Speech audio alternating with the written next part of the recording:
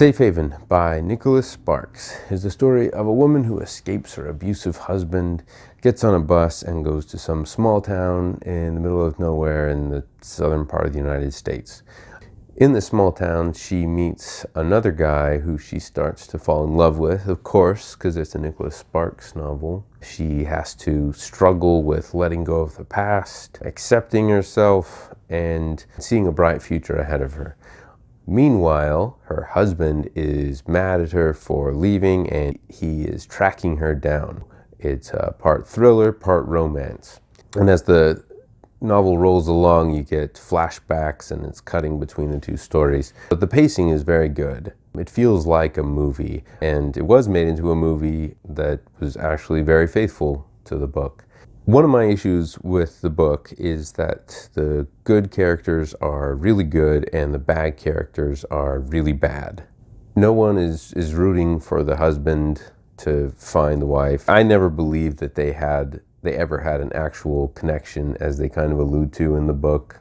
He's crazy from the very beginning, and so I can't see them ever getting together in the first place. But the black and white characters isn't necessarily a bad thing. Lord of the Rings has very black and white characters. No one's rooting for Sauron or Saruman. That's pretty clear who are the good guys and who are the bad guys. I think in this case it's part of the territory of a romance story. It's not supposed to be deep like some Tolstoy novel. It's just supposed to be fun, and it's supposed to present really pleasant things like apple pie cooling on the windowsill, fresh fall leaves, summer barbecue, swimming at the lake. You just take all these pleasant things and you kind of wrap them together in the story.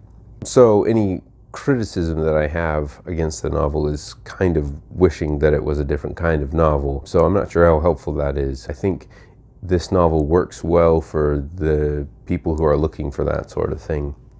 And I thought it was entertaining enough going through it. It wasn't particularly memorable to me, though I will say that the ending is very good. My grade in the end of this was higher than it would have been because the ending is this little twist that wraps things up pretty nicely.